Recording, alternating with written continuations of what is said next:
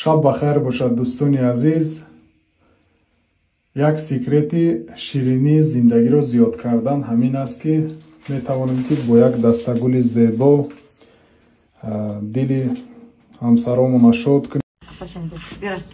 این مغازه رو فعالیتش را همگی یک ماه شده است. مغازه نو و این مغازه دارای لباس های کودکانه و چقدر است چای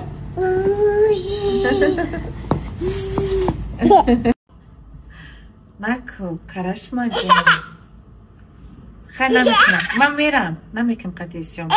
امروز همراه دخترچم برای خرید لباس های کودکانه با مغازه بیبی سیتی آمدیم.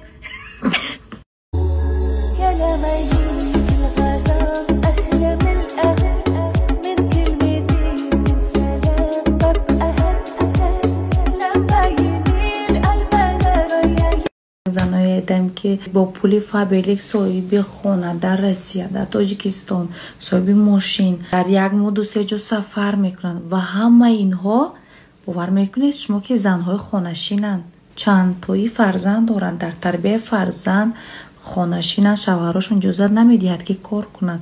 در خانه شیشته به واسطه تلفن و اینترنت هر یک این نفرها اول خودشون تنها بودن، بعدن آدم آوردن صاحب کارگر شدن، کارگراشون صاحب کارگر، یعنی ریشهشون پهن شد، یک کمانده کلون شدن. میدونید چی؟ همه اینها در دوام یک سال انمی قدر دستاوردها را نایل گشتن. زیاد 3-4 سال بسیارش از دوره کرونا ویروس و دوره بیکاری به پولی رجیستراسیون کردن. امروز این زنای میبینی حواست میبید از زیباییشون، از فسون پوشیشون، از آیلی که میگیرن. بعد که در یک دو کنفرانس اشتراک کردم گفتم من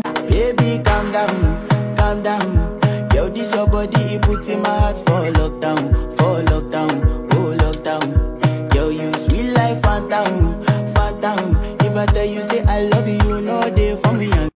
Jesus, we love you. Oh, how we love you. You are the one.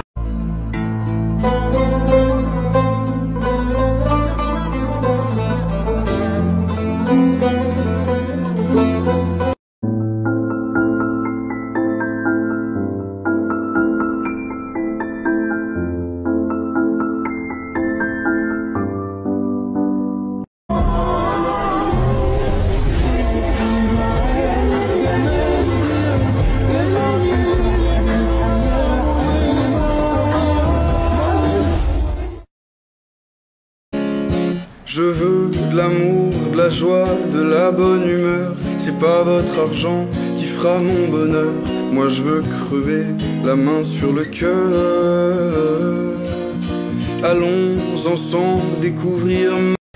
امروز رخشانه جان کاروان رفته بودیم روی ثبت رولی، باز یک رولی که یک جای تیار کردیم. بعدی کاروان بر اومدیم خنکی بند خوردیم، طرف خانه اومدیم خوراک خوردیم، صحبت دوستانه کردیم، خیلی گفتیم خندیدیم و دوره های جوانی نمیخواه، دوره های یک چند سال پیش با یاد آوردیم ولی همون جوانی دوره های کلکی مونه بجل بازی مون فرسان شدیم. خیلی من رخشانه جان صحبت های گرم کردیم و نکه چای گرم بخوریم و برای گرم شیم.